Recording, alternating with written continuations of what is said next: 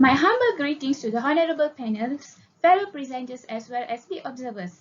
I am Malar Guna, currently pursuing my PhD in first year at Azman Hashim International Business School of TKL campus. Well, today I'm here to present my paper on a review of cybersecurity element in fraud prevention and detection mechanisms. I would also like to thank the organizer and all the sponsors to provide me with an opportunity to present my paper here today. Well, today I'll be talking on the introduction part, a framework in fraud prevention and detection mechanisms, revisiting the fraud prevention and detection mechanisms, the underpinning theory related to fraud prevention and detection. I will be talking also on the future research, and finally, I'll be covering on the conclusion part of the paper. Okay, let me continue. Firstly, I'm going to cover on the introduction part of the paper. Well, as we know, fraud is on the rise globally and it continues to be a major issue among many organizations. It affects reputation and financial health as well, and this is according to Pickler in year 2012. Several organizations have been found not to upgrade their prevention measures or strategies in combating fraud in the current scenario in which frauds are getting more sophisticated and increasing in the number of cases. Well, this is according to Buang in year 2010. Prior research focused more on factors leading to fraud occurrence, the impact on risk management and control, and detection mechanisms in general. Well, this is according to Akhale and his team in year 2014, as well as Zabihola and Riley Richard in year 2005. Exploration related to these areas seem to be still at a primeval stage. Therefore, this paper proposes a component of cybersecurity in fraud prevention and detection mechanisms which have not been thoroughly practiced, especially in the public sector. Besides that, cybersecurity has become a significant global issue due to the worldwide rise in the internet traffic, flows, and users. There is a need to enhance our understanding of fraud prevention and detection mechanisms in organizations and empirically investigate the implementation as well as execution effectiveness.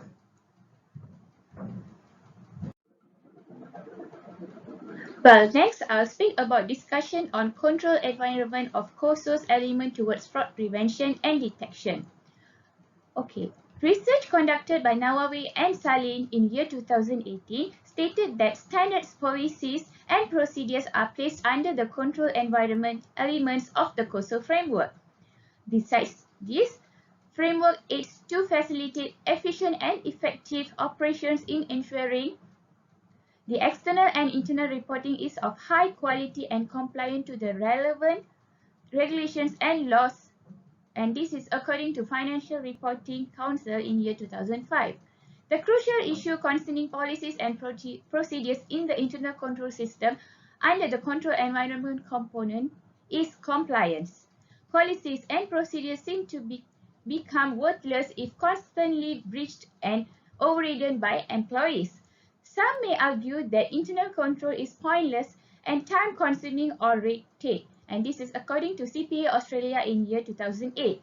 Due to this, it is significant to illustrate a righteous example of compliance to the organization. Okay. Moreover, Tabit and his team in year 2017 has argued that the control environment is further affected by the structure and accountability relationships of the organization. The control environment widely influences an organization's decisions and activities and provides the basis for the overall internal control system. If this foundation is not strong and the control environment is not positive, the overall internal control system will not be as effective as it should be. Cases occurring within government organizations, including misuse of the control system, are potential signs that these organizations might have a flawed system of internal control in which it can be abused for their own gain. For instance, through the permits issuance, tenders, and funds misuse. Based on those findings, fraud seems to occur frequently, especially in tendering, issuing permits, and misusing funds. In addition, according to Perumal and his team in year 2018, have mentioned that the tendering and all permit issuing services have been converted to be delivered online. As a result, awareness of cybersecurity need to be instilled among public sector employees, mainly those involved in providing services. Then cybersecurity in this context can overcome any form of fraud that may occur.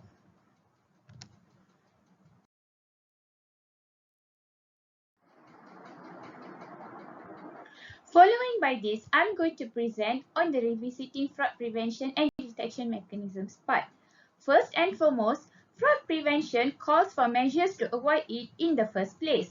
Then, once the prevention measures have not been fully effective, reliable and quick fraud detection is needed, and this is according to Bolton and Hand in year 2002.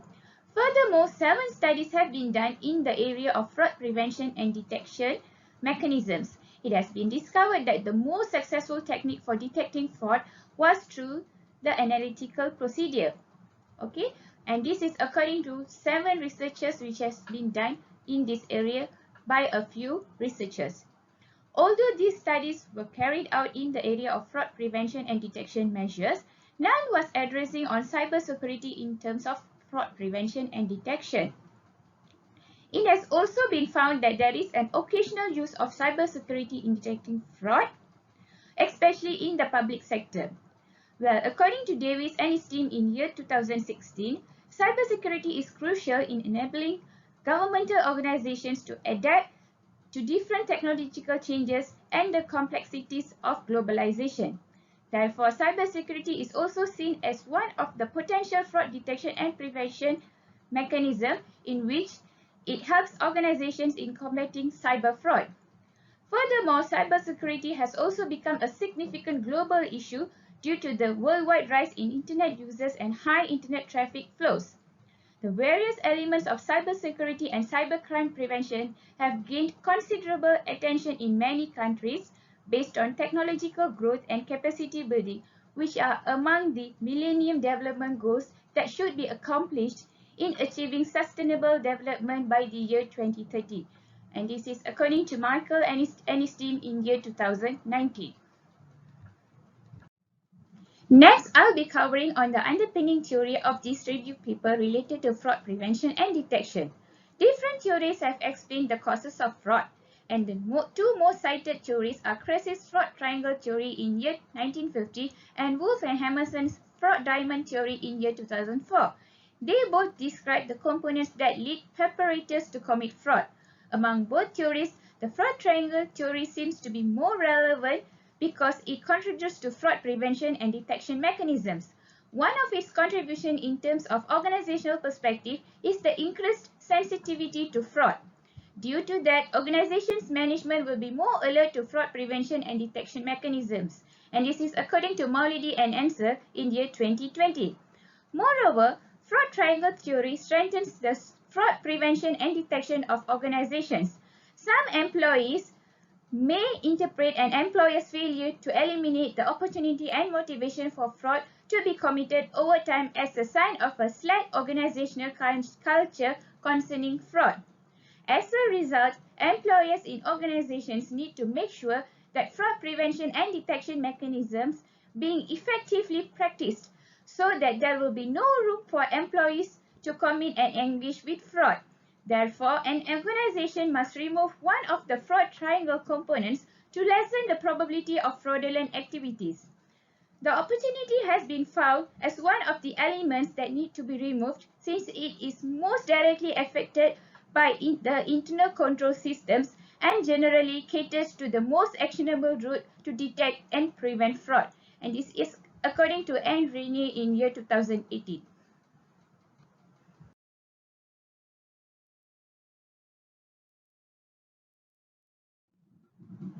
Following by that, I'm going to talk about the future research of this paper. Based on what has been discussed, cybersecurity has been found as one of the detection and prevention mechanisms that are not actively implemented yet in the public sector. Organizations might fail to effectively allocate resources to information systems in the most vulnerable areas with the absence of cybersecurity. Besides that, Based on a study done by Elias Harry and his team in year 2017, to fight against cyber attacks, the Cybersecurity of Malaysia has adopted the National Cybersecurity Policy, in which policy is to strengthen the defense of the country. The policy's vision is to make the infrastructure is insecure, robust, and self-reliant. In addition, the Malaysian public sector has implemented a cybersecurity policy to protect fraud since government procurement systems nowadays are made online. Therefore, this newly proposed cybersecurity element in the fraud prevention and detection mechanisms framework will contribute to future research by proposing other elements that are appropriate to be implemented in these mechanisms.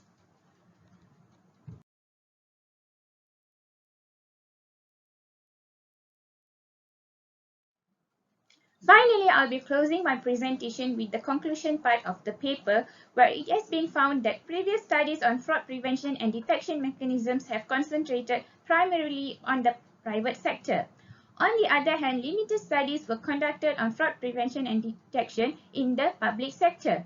In addition, those researchers center for the most part on fraud alertness, categories of fraud occurring in the public sector, and several fraud deterrence and discovery actions. Hence, this review bridges the gap by exploring the execution of fraud prevention and detection mechanisms, suitable preventive and detection measures based on the existing ones, and introducing a new measure of cybersecurity as a detection and prevention mechanism. In addition, the proposed element will result in an enhanced fraud prevention and detection mechanism framework. Well, thank you very much for listening to my presentation today. Now I would like to open the floor for Q&A session. Thank you very much.